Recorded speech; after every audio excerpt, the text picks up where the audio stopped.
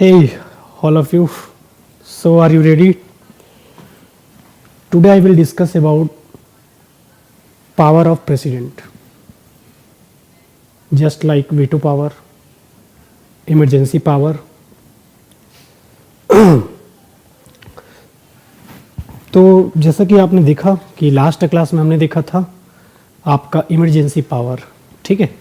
अब आज कुछ देखते हैं जैसे कि एक्ट ऑफ लॉ, यानी कि राष्ट्रपति को जो शक्तियां प्राप्त होती है, ठीक है। इसमें राष्ट्रपति को एक शक्ति प्राप्त होता है जिसका नाम है विधायी शक्ति, ठीक है। ये विधायी शक्ति क्या है सर? ठीक है, कुछ नहीं है, एकदम आसान सा तरीका है जो मैं आपको आज बताने वाला हूँ, ठीक है। किसके बारे में बात कर रहे हैं हम? विधायी शक्ति के बारे में बात कर रहे हैं, ठीक है। विधायी शक्ति के बारे में बात कर रहे हैं हम, ठीक है। गुड आफ्टरनून ईसा जी, दीपिका जी, ठीक है। एसएसटी वाले बच्चों हो जाओ तैयार, ठीक है। साध्य पीएससी एकेडमी में कल से चलने वाला है 12 घंटे का महामैराथन, जिसमें सबसे आखिरी क्लास रहेगा मेरा, ठीक है। और उसमें मैं एसएसटी वाले बच्चों को पढ़ाऊंगा पेडागॉजी, ठीक है। एसएसटी पेडागॉजी जहां से आपके सिलेबस के अकॉर्डिंग 10 नंबर का प्रश्न आना है, ठीक है। तो कल सबसे आखिरी क्लास, चूंकि कल से स्टार्ट होगा आपका महामैराथन, और कल से जो सबसे आखिरी क्लास रहेगा वो मेरा रहेगा, ठीक है। और उसमें मैं स्पेशली आपके एसएसटी पेडागॉजी के टॉपिक को पढ़ाऊंगा, ठीक है। तो आप सब तैयार रहिएगा। कल में भी चांसेस है कि आपका क्लास 5 बजे से 6 बजे के आसपास हो। टाइम टेबल बन रहा है, जैसे ही बनेगा फिर मैं आप लोगों को और बता दूंगा हमारे चैनल के माध्यम से, ठीक है। गुड आफ्टरनून बबली जी। चलिए, तो राष्ट्रपति की विधायी शक्ति के बारे में बात करते हैं, ठीक है। विधायी शक्ति का मतलब क्या होता है, ठीक है। तो एक होता है आपका विधि, एक क्या होता है आपका विधि, और विधि का मतलब क्या होता है? कानून। विधि का मतलब क्या होता है? कानून, ठीक है। कोई भी कानून बनाने के लिए हमें 3 लोगों की आवश्यकता होती है, ठीक है। कोई भी कानून बनाने के लिए हमें 3 नियमों की आवश्यकता होती है। एक होता है आपका लोकसभा, एक होता है आपका राज्यसभा, और एक होता है आपका राष्ट्रपति, ठीक है। जैसे कि मैं बात करूं बिल, इसी को ही हम हिंदी में क्या कहते हैं? विधेयक, ठीक है। जब भी कोई नए चीजों पर कोई नया नियम बनता है, ठीक है, या सरकार कोई नया नियम पेश करती है, तो जब सरकार कुछ नया नियम पेश करती है उसके संबंध में आपको ध्यान रखना है, ठीक है। क्या चीज याद रखोगे? कि कोई भी विधेयक या बिल, ठीक है, विधेयक या बिल एक ही होता है आपका, विधेयक को ही हम इंग्लिश में बिल कहते हैं। तो कोई भी विधेयक या बिल जस्ट एग्जाम्पल के तौर पे आपके कहां पर पेश हुआ? लोकसभा में। लोकसभा से पास हुआ तो ये कहां गया? राज्यसभा में। और राज्यसभा से जैसे ही पास हुआ तो ये कहां गया? राष्ट्रपति के पास। और जैसे ही इस विधेयक पर, ठीक है, जैसे ही इस विधेयक पर, ठीक है, जैसे ही इस विधेयक पर राष्ट्रपति क्या करेगा? सिग्नेचर करेगा, तो ये विधेयक या बिल क्या बन जाएगा? आपका कानून, ठीक है। याद रखना है, ये विधेयक या बिल क्या बन जाएगा? आपका कानून बन जाएगा। तो पेपर में अगर पूछा जाएगा तो आप सभी को याद रखना है। क्या चीज याद रखोगे?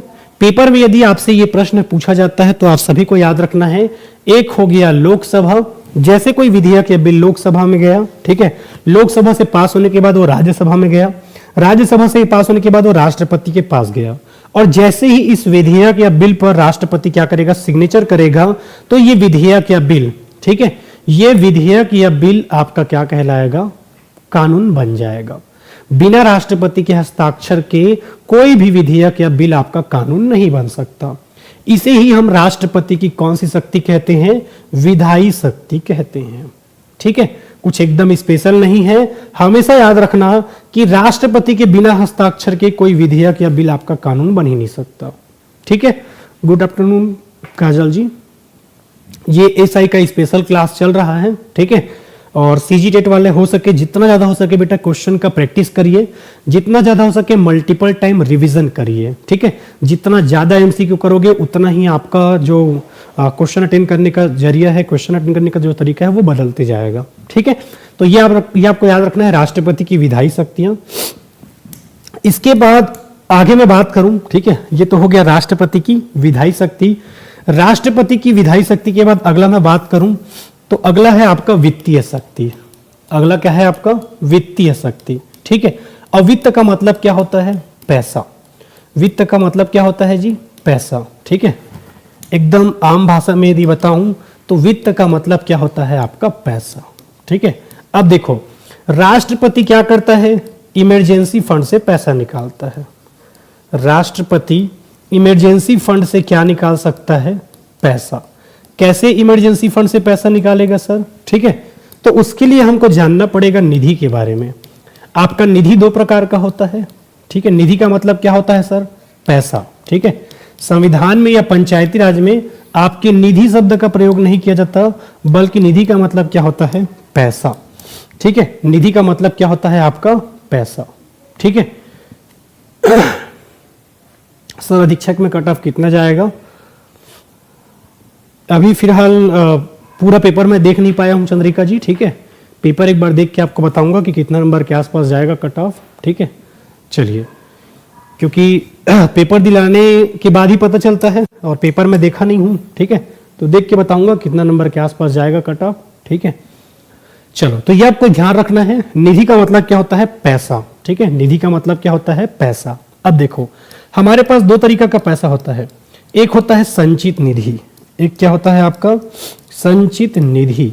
और एक क्या होता है आपका? आकस्मिक निधि। एक क्या होता है आपका? संचित निधि और एक होता है आपका आकस्मिक निधि। एक होता है आपका संचित निधि और एक होता है आपका आकस्मिक निधि। संचित निधि का मतलब यह होता है सरकार डेली खर्च के लिए, ठीक है। सरकार डेली खर्च के लिए जो पैसा रखती है, सरकार डेली खर्च के लिए जो पैसा रखती है उसको हम कहते हैं संचित निधि। और सरकार जो इमरजेंसी के लिए पैसा बचा कर रखती है, ठीक है, ताकि कभी वित्तीय परिस्थिति खराब हो गया या कभी आपातकाल की स्थिति बन गई या कभी पैसे का दिक्कत हुआ तो वो आकस्मिक निधि से क्या निकाल सके? पैसा, ठीक है। हमेशा याद रखना है, आपके आकस्मिक निधि में कम से कम 500 करोड़ रुपए रहते हैं, ठीक है। कम से कम बता रहा हूं मैं, कम से कम 500 रुपए रहते हैं। और यहां से धन निकालने का अधिकार केवल किसके पास रहता है? राष्ट्रपति के पास रहता है। और इसे ही राष्ट्रपति की वित्तीय शक्ति कहते हैं, ठीक है। एक बार फिर से ध्यान से समझना, वित्त का मतलब क्या होता है बेटा? पैसा, ठीक है। वित्त का मतलब क्या होता है? ध्यान रखना है, पैसा, ठीक है। वित्त का मतलब क्या होता है? पैसा, ठीक, पहला चीज। दूसरा, आपको याद रखना है, राष्ट्रपति इमरजेंसी फंड से क्या निकालता है? पैसा। राष्ट्रपति इमरजेंसी फंड से क्या निकालता है? आपका पैसा निकालता है, ठीक है। निधि का मतलब क्या होता है? पैसा। अब निधि दो प्रकार का होता है, एक संचित निधि, एक क्या होता है आपका? आकस्मिक निधि। तो सरकार डेली खर्चे के लिए जो अपना पैसा रखता है उसको क्या कहते हैं? संचित निधि। और सरकार, ठीक है, इमरजेंसी के लिए जो पैसा बचा कर रखती है उसको हम क्या कहते हैं? आकस्मिक निधि, ठीक है। क्या कहते हैं? आपका आकस्मिक निधि कहते हैं। आपको ध्यान रखना है, ठीक है। यहां तक कुछ दिक्कत है क्या? बताइए, फिर हम आगे बढ़ेंगे। ऑनलाइन बताइए।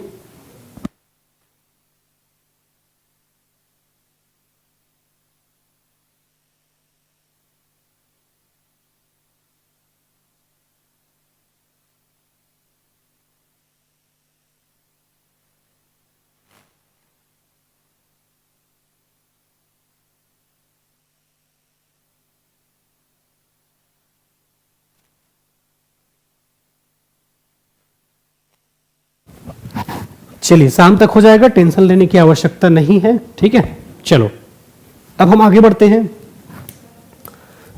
आगे हम अगला पावर देखते हैं, कौन सा है आपका? क्षमादान। अगला पावर कौन सा है आपका? क्षमादान, ठीक है। क्षमादान के बारे में देखना है आपको, ठीक है। इसके लिए हम एक अनुच्छेद पढ़ते हैं। अनुच्छेद का नाम क्या है? 72। कौन सा अनुच्छेद पढ़ते हैं? अनुच्छेद 72। अनुच्छेद 72 किसके बारे में बात करता है? तो याद रखना है, अनुच्छेद 72 कहता है क्षमादान, ठीक है। अनुच्छेद 72 किसके बारे में बात करता है? तो याद रखना है, अनुच्छेद 72 कहता है आपका क्षमादान। क्या कहता है अनुच्छेद 72? तो याद रखना है, अनुच्छेद 72 कहता है आपका क्षमादान। किसके क्षमादान के बारे में बात करता है सर? ठीक है, तो याद रखना है, इसमें वो 5 तरीके के क्षमादान के बारे में बात करता है। पहला क्या है आपका? क्षमादान, ठीक है।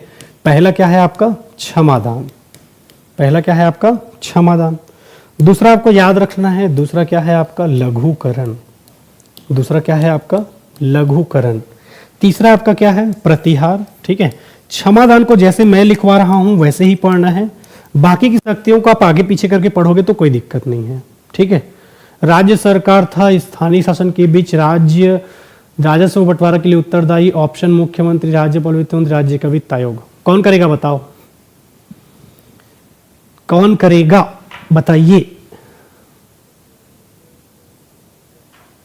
अनुच्छेद 243 आई याद करो। ठीक है, अनुच्छेद 243 आई में मैंने किसके बारे में बताया है, राज्य वित्त आयोग के गठन के बारे में। ठीक है, जब मैंने अनुच्छेद 243 आई पढ़ाया था तो वहां पर स्पष्ट रूप से बताया था कि राज्य सरकार जो है, ठीक है, राज्य वित्त आयोग को यह अधिकार देती है कि वो पैसा पंचायतों को तक अच्छे से पहुंचाए ताकि वहां का क्या हो सके विकास। ठीक है, तो जाहिर सी बात है उसका आंसर क्या हो जाएगा, ऑप्शन डी राज्य का वित्त आयोग। वित्त का मतलब क्या होता है, पैसा, पैसा यानी कि निधि, और पंचायतों को पैसा कौन प्रोवाइड करवाएगा, राज्य का वित्त आयोग। पंचायती राज यानी कि स्थानीय स्वशासन। ठीक है, तो ऑप्शन डी हो जाएगा। वो तो आसान था, उसको भी गलत कर दिए क्या। चलो ठीक है, तो ये हुआ लघुकरण और ये क्या हुआ आपका प्रतिहार। अगला क्या है आपका प्रतिलंबन। अगला क्या है आपका प्रतिलंबन, और प्रतिलंबन के बाद अगला क्या है आपका विराम। अगला क्या है आपका विराम। प्रतिलंबन और अगला क्या है आपका विराम। ठीक है, ये आपको ध्यान रखना है अगर पूछा जाएगा तो। पहला, क्षमादान का मतलब क्या होता है। क्षमादान का मतलब क्या होता है बताइए। क्षमादान का मतलब क्या होता है बताइए। ठीक है, देखो याद रखना है। गुड आफ्टरनून अन्नपूर्णा जी। जब राष्ट्रपति किसी गलती को पूरी तरीके से माफ कर दे, जब राष्ट्रपति किसी गलती को पूरी तरह से क्या कर दे, माफ कर दे। जब राष्ट्रपति किसी गलती को पूरी तरीके से माफ कर दे उसे हम क्या कहते हैं, क्षमादान। ठीक है, जब राष्ट्रपति किसी गलती को पूरी तरीके से माफ कर दे उसे हम क्या कहते हैं, क्षमादान। क्या कहते हैं, क्षमादान। ठीक, दूसरा क्या होता है आपका लघुकरण। लघुकरण में क्या होता है सर, तो याद रखना है सजा की प्रकृति बदली जाती है। सजा की प्रकृति, सजा की प्रकृति बदली जाती है। क्या नहीं बदला जाता, समय नहीं बदला जाता। लघुकरण हो गया। अगर प्रतिहार के बारे में बात करूं, ठीक है, तो इंसान किससे हारता है, अपने खराब समय से। ठीक है, कैसे याद रखोगे, इंसान किससे हारता है, तो अपने खराब समय से हार जाता है। ठीक है,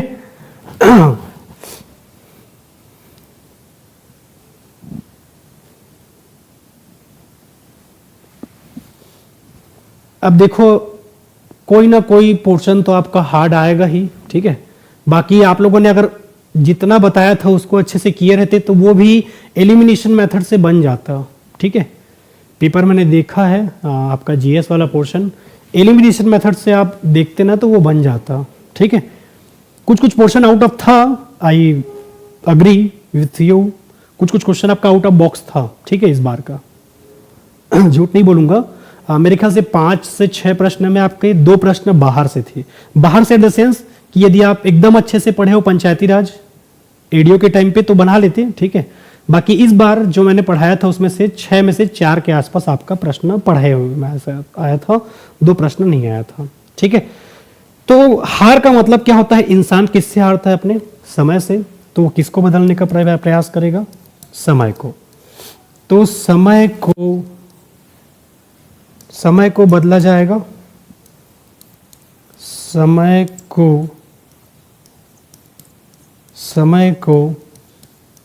बदला जाएगा, समय को बदला जाएगा, प्रकृति नहीं। समय को बदला जाएगा, प्रकृति को नहीं बदला जाएगा। ठीक है, समय को बदला जाएगा, प्रकृति को नहीं बदला जाएगा। ठीक है, प्रतिहार के बारे में याद रखना है, समय को बदला जाएगा, प्रकृति को नहीं बदला जाएगा। तो ये आपका है प्रतिहार, ठीक है, आपको याद रखना है। हाँ, एक क्वेश्चन, एक या दो क्वेश्चन कुछ आया था, ठीक है। अब देखो, अब एग्जाम्पल के बारे में थोड़ा सा बात करते हैं। अगर लघुकरण की बात की जाए, ठीक है, तो याद रखना है 5 साल के कठोर कारावास को, 5 साल के कठोर कारावास को 5 साल के साधारण कारावास में बदला गया। 5 साल के साधारण कारावास में बदला गया, ठीक है, ये आपको ध्यान रखना है, ठीक है। पहले समय कितना था? 5 साल, और अब भी कितना है आपका? 5 साल, ठीक है। पहले भी समय कितना था? 5 साल, और अब भी कितना है आपका? 5 साल, ठीक है। पहले आपका प्रकृति कैसा था? कठोर, और अब क्या हो चुका है? साधारण। यानी कि याद रखना है लघुकरण में क्या बदल रहे हैं हम? प्रकृति को। लघुकरण में हम क्या बदल रहे हैं? प्रकृति को, ठीक है। लघुकरण में हम क्या बदल रहे हैं? प्रकृति को बदल रहे हैं, ठीक है। लघुकरण में क्या बदल रहे हैं? प्रकृति को बदल रहे हैं, ये आपको ध्यान रखना है, ठीक है। समय को बदल रहे हैं क्या? नहीं, पहले भी 5 साल था और अब भी 5 साल था, ठीक है। तो याद रखना है जहां पर सजा की प्रकृति बदली जाएगी, जहां पर सजा की प्रकृति बदली जाएगी, समय नहीं, उसे क्या कहते हैं? लघुकरण। पहले भी 5 साल था, अब भी 5 साल है। बदल क्या रहा है? पहले प्रकृति कठोर था और अब क्या हो चुका है? साधारण। दूसरा, यदि मैं प्रतिहार के बारे में बात करूं, ठीक है, प्रतिहार के बारे में याद रखूं, तो याद रखना है 10 साल के कठोर कारावास को, 10 साल के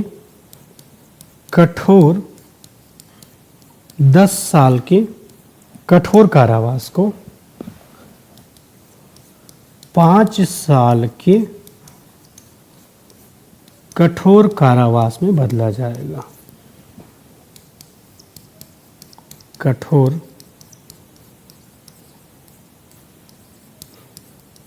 कारावास में बदला जाएगा, ठीक है। याद रखना है क्या पूछा जा रहा है, ठीक है।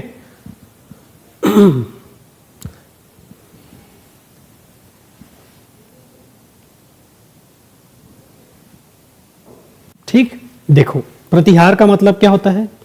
समय को बदला जाएगा, प्रकृति को नहीं, ठीक है। समय को बदला जाएगा, प्रकृति को नहीं। समय को बदला जाएगा, प्रकृति को नहीं, ठीक है। अब यहां पर क्या बदला गया? पहले समय क्या था? 10 साल, और अब क्या हो चुका है? 5 साल। पहले भी प्रकृति क्या था? कठोर, और अब भी क्या है? कठोर। तो याद कैसे रखोगे? जब इंसान का समय खराब चलता है, जब इंसान हारता रहता है, तो वो किसको बदलने का प्रयास करता है? अपने समय को। किसको बदलने का प्रयास करता है? अपने समय को, ठीक। एक बार फिर से समझिए। सबसे पहले हमने देखा बेटा कि अनुच्छेद 72 कहता है क्षमादान, ठीक है। राष्ट्रपति किसी गलती को 5 तरीके से क्या कर सकता है? क्षमादान कर सकता है। पहला क्या है आपका? क्षमादान। जब राष्ट्रपति किसी की गलती को, किसी की गलती मतलब कैदी व्यक्ति भाई, ठीक है। अब हम लोगों के गलती को राष्ट्रपति माफ करके क्या करेगा, ठीक है। तो हम पूरा बात किसके लिए कर रहे हैं संविधान में? यहाँ पर कैदी व्यक्ति के लिए, ठीक है। ऐसा तो नहीं है कि मैं कुछ गलती कर दिया तो राष्ट्रपति मुझे क्षमादान करेगा, लघुकरण करेगा, प्रतिहार करेगा, ऐसा तो है नहीं, ठीक है। ये जितना हम बात कर रहे हैं किसके लिए बात कर रहे हैं? कैदी व्यक्ति के लिए, ठीक है। तो जब किसी कैदी व्यक्ति की गलती को पूरी तरीके से माफ किया जाता है, उसे हम क्या कहते हैं? क्षमादान, ठीक है। उसे हम क्या कहते हैं? क्षमादान। दूसरा हमने देखा क्या? लघुकरण।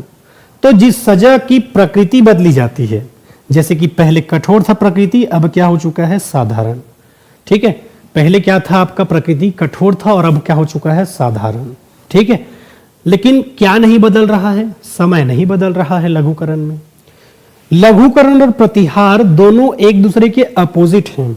देखोगे तो दोनों एक दूसरे के क्या है? अपोजिट हैं। प्रतिहार में क्या होता है? समय बदला जाएगा। जब आप लगातार हार रहे हो, आप और अधिक मेहनत करोगे और किसको बदलने का प्रयास करोगे? अपने समय को बदलने का प्रयास करोगे। ठीक है, समय को बदला जाएगा, प्रकृति को नहीं बदला जाएगा। तो 10 साल के कठोर कारावास को 5 साल के कठोर कारावास में बदला जाएगा। ठीक, 10 साल के कठोर कारावास को 5 साल के कठोर कारावास में बदला जाएगा। अगला है आपका प्रतिलंबन। ठीक है, प्रतिलंबन का मतलब क्या होता है? सजा को कुछ समय के लिए रोकना। सजा को कुछ समय के लिए रोकना। सजा को कुछ समय के लिए क्या करना? रोकना। ठीक है, सजा को कुछ समय के लिए क्या करना? रोकना। कैसे? अगर किसी कैदी व्यक्ति को फांसी मिलने वाला है, ठीक है, किसी कैदी व्यक्ति को जस्ट एग्जाम्पल के तौर पे आज की तारीख में क्या मिलने वाला है? फांसी मिलने वाला है। चलो बताओ, 20 जनवरी को किसको फांसी मिला था? छत्तीसगढ़ में 20 जनवरी को किसको फांसी मिला था? बताओ तो। 20 जनवरी को छत्तीसगढ़ में किसको फांसी मिला था? बताइए। ठीक है, देखो जस्ट एग्जाम्पल के तौर पे, ठीक है, जस्ट एग्जाम्पल के तौर पे 20 जनवरी को अगर किसी व्यक्ति को, ठीक है, 20 जनवरी को अगर किसी व्यक्ति को फांसी मिलना है, अब ये क्या करेगा? राष्ट्रपति के पास जाएगा और कहेगा कि महोदय जी मुझे एक बार और मौका दिया जाए। ठीक है, अपने आप को क्या साबित करने के लिए? निर्दोष साबित करने के लिए। अगर ये कैदी व्यक्ति अपने आप को निर्दोष साबित कर लिया तब तो ठीक है, अन्यथा किसी और डेट पे इसको क्या दे दिया जाएगा? फांसी। ठीक है, सजा को कुछ समय के लिए रोका जाता है क्योंकि जिस व्यक्ति को फांसी मिलने वाला है वह राष्ट्रपति से कहेगा कि एक बार मुझे और मौका दिया जाए अपने आप को निर्दोष साबित करने के लिए। अगर वो निर्दोष साबित हो जाता है तब तो ठीक है, अन्यथा कोई और डेट मिलेगा कोर्ट से उसे, और उसे अगले डेट पर फिर क्या मिल जाएगा? फांसी। इसे हम कहते हैं प्रतिहार। अगला है आपका विराम। जब किसी कैदी व्यक्ति का, ठीक है, जब किसी कैदी व्यक्ति का क्या हो चुका है? ठीक है, जब किसी कैदी व्यक्ति का तबीयत खराब है, जब किसी कैदी व्यक्ति का क्या खराब है? तबीयत खराब है। ठीक है, जब किसी कैदी व्यक्ति का तबीयत खराब है तो उसके सजा को कुछ टाइम के लिए क्या कर दिया जाता है? रोक दिया जाता है। इसे हम क्या कहते हैं? विराम। ठीक है, चलिए, ईसा जी और कविता जी का जवाब आया है बिल्कुल। 20 जनवरी 1825 को गेंद सिंह को फांसी दिया गया था। बिल्कुल, आप दोनों का आंसर बिल्कुल सही है। ठीक है, बढ़िया प्रैक्टिस करिए। आप जितने बच्चे जुड़े हुए हैं क्लास में, बढ़िया क्वेश्चन का प्रैक्टिस करिए। इस बार पोस्ट मिल जाएगा। ठीक है, घबराने की आवश्यकता नहीं है। बस जितना ज़्यादा हो सके क्वेश्चन का प्रैक्टिस करो, टेस्ट दिलाओ, रिवीजन करो। ठीक है, 3 ही काम बचना चाहिए आपके पास दिन में, और बाकी कोई काम नहीं करना है अभी फिलहाल। ठीक है, तो ये आपको याद रखना है। जब कैदी व्यक्ति की सजा को कुछ टाइम के लिए रोक दिया जाता है, क्यों रोकते हैं? अगर किसी व्यक्ति को फांसी मिलने वाला है तो वो सरकार से एक बार मौका मांगेगा, यानी कि राष्ट्रपति से। अगर वो अपने आप को निर्दोष साबित कर दे तो ठीक है, वरना अगले डेट पे उसको क्या दिया जाएगा? फांसी। ठीक। दूसरा, जब किसी कैदी व्यक्ति के तबियत खराब है, ठीक है, तो उसकी सजा को कुछ टाइम के लिए जब रोका जाएगा उसे क्या कहेंगे? विराम। क्या इतना क्लियर है? ऑनलाइन क्या इतना क्लियर है? फिर हम आगे बढ़ेंगे। चलिए बताइए।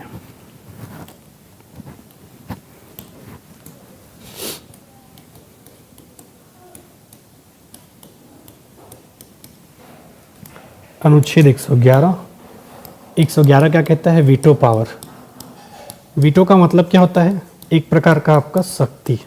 ठीक है, तो राष्ट्रपति 3 तरीके के वीटो पावर का प्रयोग करता है। कितनी तरीके का? 3 तरीके का वीटो पावर का उपयोग करता है। पहला है अत्यंतकारी। पहला है आपका अत्यंतकारी। दूसरा है आपका निलंबनकारी। दूसरा क्या है आपका? निलंबनकारी। और तीसरा क्या है आपका? Pocket veto. तीसरा क्या है आपका? Pocket veto. ठीक है, ध्यान रखना है। ठीक है, राष्ट्रपति अनुच्छेद 111 के तहत 3 तरीके के वीटो पावर का प्रयोग करता है। एक आपका अत्यंतकारी, पिछले बार आप इसको 17 सितंबर को पढ़ाए थे सर, क्या चीज को 17 सितंबर को?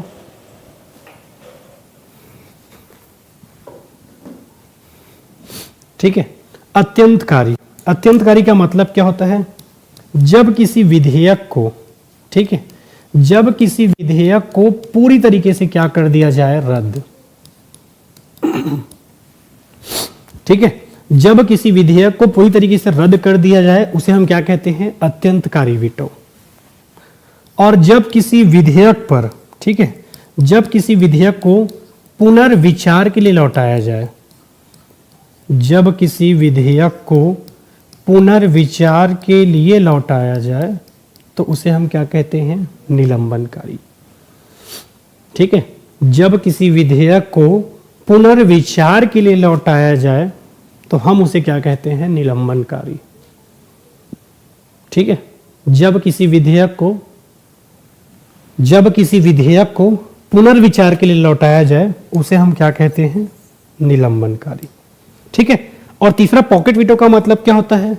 जब ना किसी विधेयक को रद्द किया जाए, जब किसी विधेयक को ना तो रद्द किया जाए और ना ही पुनर्विचार के लिए लौटाया जाए, जब किसी विधेयक को ना तो रद्द किया जाए और ना ही पुनर्विचार के लिए लौटाया जाए तो उसे हम क्या कहते हैं? Pocket veto. अब जल्दी से आप लोग कमेंट करके बताएंगे पॉकेट वीटो का प्रयोग करने वाले राष्ट्रपति कौन थे?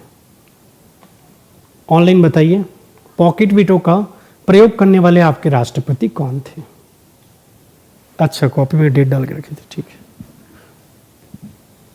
अभी तो उसका पूरा डिटेल आया नहीं है, प्रयोगशाला परिचारक में कितना पोस्ट है, ठीक है। कुछ पोस्ट आपके बचे हुए थे, जैसे कि भृत्य, चौकीदार और स्वीपर का 450 पोस्ट, ठीक है। उसका होगा एग्जाम, जो 3 अगस्त 2025 को आपने एग्जाम दिया था परिचारक का, ठीक है। उसमें टोटल 800 के आसपास पोस्ट आया था, जिसमें 450 पोस्ट पर भर्ती होना बचा हुआ था, ठीक है। तो उसका अभी डेट वगैरह तो कुछ जारी नहीं हुआ है व्यापम के द्वारा, ठीक है। तो याद रखना है पॉकेट वीटो के बारे में कि आपके 7वें नंबर के राष्ट्रपति थे, राष्ट्रपति का नाम क्या था? ज्ञानी जैल सिंह, ठीक है। 7वें नंबर के राष्ट्रपति थे ज्ञानी जैल सिंह, ठीक है। ज्ञानी जैल सिंह, ये आपके 7वें नंबर के क्या थे? राष्ट्रपति। ज्ञानी जैल सिंह क्या थे? आपके 7वें नंबर के राष्ट्रपति थे, ठीक है। जिन्होंने 1986 में डाक संशोधन विधेयक का क्या किया था? प्रयोग। डाक संशोधन विधेयक का क्या किया था? प्रयोग, ठीक है। इस पर पहली बार उन्होंने पॉकेट वीटो का प्रयोग किया था ज्ञानी जैल सिंह, जो कि आपके 7वें नंबर के राष्ट्रपति हैं, ठीक है।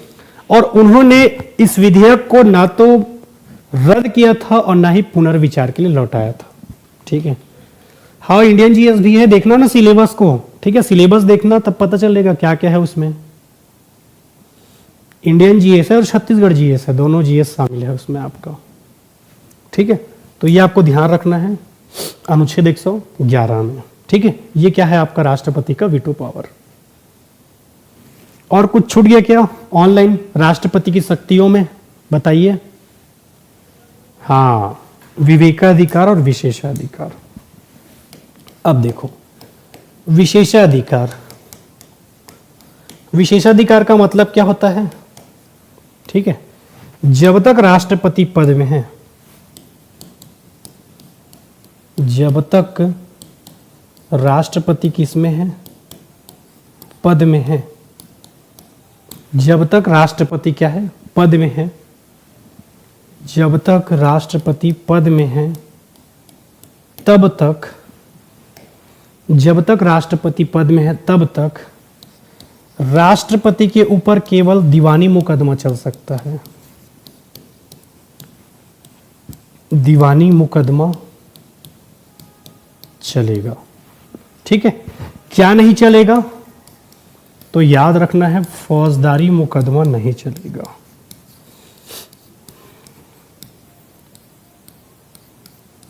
फौजदारी मुकदमा नहीं चलेगा। ठीक है, याद रखना है विशेषाधिकार के बारे में। क्या चीज याद रखोगे? ठीक है, विशेषाधिकार के बारे में याद रखना है, जब तक राष्ट्रपति पद में है तब तक उस पर दीवानी मुकदमा चलेगा। दीवानी मुकदमा मतलब पैसा या जमीन जायदाद से रिलेटेड जो मामला रहता है, ठीक है, पैसा या जमीन जायदाद से रिलेटेड कोई मामला रहता है उसे हम क्या कहते हैं? दीवानी मुकदमा। दूसरा फौजदारी मुकदमा किसको बोलते हैं? मारपीट, लड़ाई झगड़ा। ठीक है, इसका मतलब बिल्कुल ये नहीं है कि कोई राष्ट्रपति आपको मरवा दिया, ठीक है, या ऐसा कुछ कृत्य करेगा, ऐसा बिल्कुल नहीं है। ठीक है, राष्ट्रपति एक इतना बड़ा सम्मानित पद है कि उतने बड़े पद में जाने के बाद कोई ऐसा हरकत करवाएगा नहीं। ठीक है, आज तक किसी भी राष्ट्रपति के ऊपर ना तो दीवानी मुकदमा लगा है ना ही फौजदारी मुकदमा। भाई इतना बड़ा पद है, आप अपना नाम खराब करने के लिए क्यों आपके ऊपर दीवानी मुकदमा या फौजदारी मुकदमा चलाओगे? पर संविधान में यह नियम बनाया गया है कि जिस दिन राष्ट्रपति अपना पद छोड़ता है, ठीक है, जिस दिन राष्ट्रपति अपना पद छोड़ता है उसी दिन, जिस दिन आपका राष्ट्रपति पद छोड़ता है उसी दिन उस पर फौजदारी मुकदमा चलाया जा सकता है, लेकिन पद में रहते तक नहीं। ठीक है, पद में रहते तक नहीं चलाया जा सकता। यह होता है आपका राष्ट्रपति का विशेषाधिकार। अगला होता है विवेकाधिकार। अगला शक्ति कौन सा है आपका? विवेकाधिकार की शक्तियां। अगला शक्ति कौन सा है आपका? विवेकाधिकार की शक्तियां। विवेकाधिकार की शक्तियां। अब देखो, सबसे पहले कि यहां पर एक शब्द प्रयोग किया गया है विवेक। ठीक है, एक शब्द प्रयोग किया गया है विवेक, और विवेक का मतलब क्या होता है? बुद्धि। विवेक का मतलब क्या होता है? बुद्धि। ठीक है, विवेक का मतलब क्या होता है? बुद्धि। अब राष्ट्रपति यहां पर अपने बुद्धि का प्रयोग करेगा। कैसे? देखो, लोकसभा में टोटल सीट होता है 573 होता है क्या? नहीं, कितना होता है? 543। ठीक है, पहले जो दो एंग्लो इंडियन थे उनको वर्तमान में क्या कर दिया गया है? समाप्त। ठीक है, पहले जो दो आपके एंग्लो इंडियन थे उनको वर्तमान में क्या कर दिया गया है? समाप्त। ठीक है, तो ध्यान रखना है, लोकसभा में टोटल सीट कितना है आपका? 543। सरकार बनाने का रूल क्या कहता है? ठीक है, सरकार बनाने का रूल क्या कहता है? ठीक है, सरकार बनाने के लिए चाहिए आपको 50% प्लस 1 सीट। ठीक है, सरकार बनाने के लिए आपको सीट क्या चाहिए? 50% प्लस 1 सीट चाहिए। अब 543 का 50% क्या होता है? 272, और एक सीट और जोड़े तो आपका क्या हो जाएगा? 273। 543 का 50% क्या होता है? 272, और एक सीट मिला के क्या हो जाता है आपका? 273। ठीक है, यानी कि सरकार बनाने के लिए कम से कम कितना सीट चाहिए? 273। फिर से ध्यान से समझना, विवेक का मतलब क्या होता है? बुद्धि। विवेक का मतलब क्या होता है? बुद्धि। लोकसभा में टोटल सीट है 543। सरकार बनाने के लिए हमको चाहिए 50% प्लस 1 सीट। 543 का 50% होता है 272, और एक मिला के क्या हो जाएगा आपका? 273। ठीक है, अब देखो, कभी कभी ऐसा होता है कि किसी भी पार्टी के पास क्या नहीं रहता? बहुमत नहीं रहता। ठीक है, कभी कभी किसी भी पार्टी के पास बहुमत नहीं रहता। अब बहुमत नहीं है तो सरकार कैसे बनाओगे? तो जिस पार्टी के पास ज्यादा सीट रहता है, जिस पार्टी के पास ज्यादा सीट रहता है, उसमें से किसी एक व्यक्ति को क्या बना दिया जाता है? प्रधानमंत्री। और इसको 30 दिन के अंदर क्या सिद्ध करने को कहेगा? बहुमत सिद्ध करने को कहेगा। अगर ये बहुमत सिद्ध कर दिया तब तो ठीक है, वरना फिर दोबारा क्या होगा आपका? चुनाव। एक बार फिर से ध्यान से समझना, कभी कभी किसी भी पार्टी के पास बहुमत सिद्ध करने के लिए सीट ही नहीं होता। ऐसे कंडीशन में क्या होता है आपका?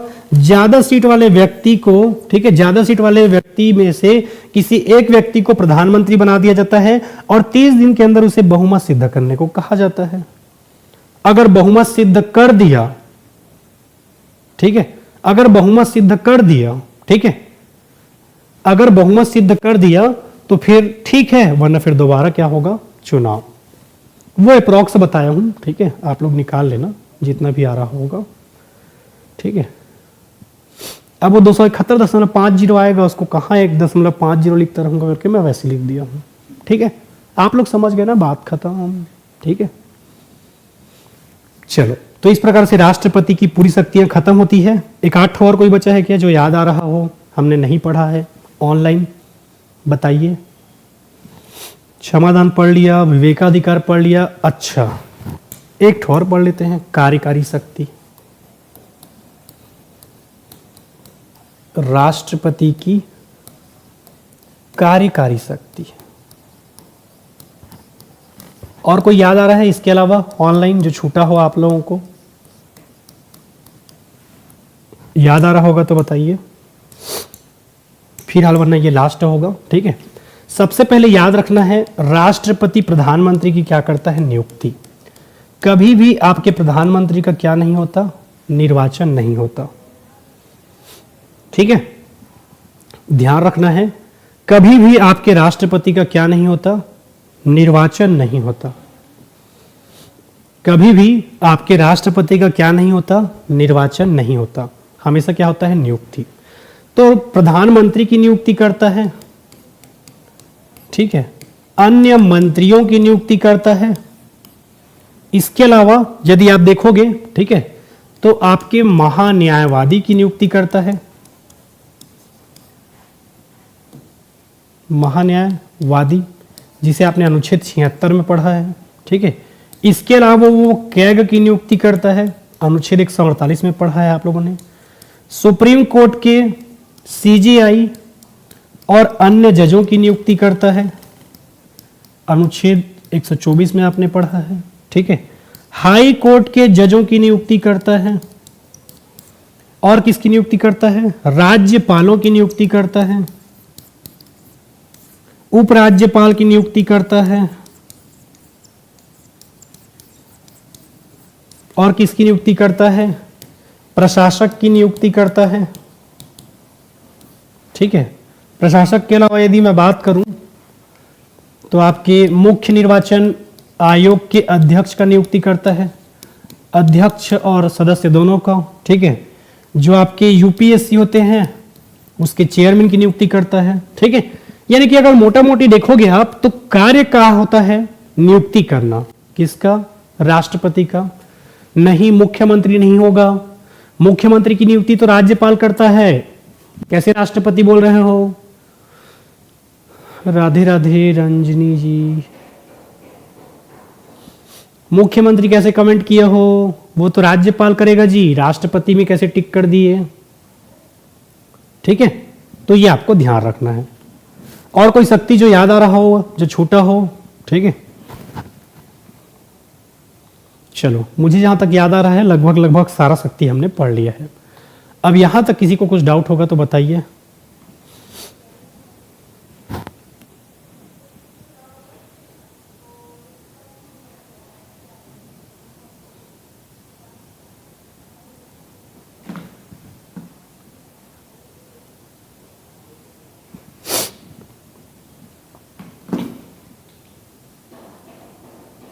कोई बात नहीं, ठीक है। चलो, यहां तक कुछ दिक्कत है क्या बताइए, फिर हम आगे बढ़ेंगे।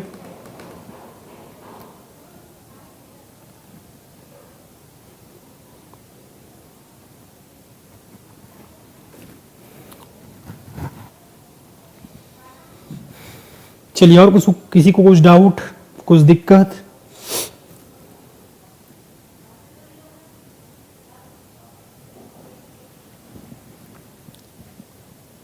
हाँ, कोई बात नहीं, हो जाता है।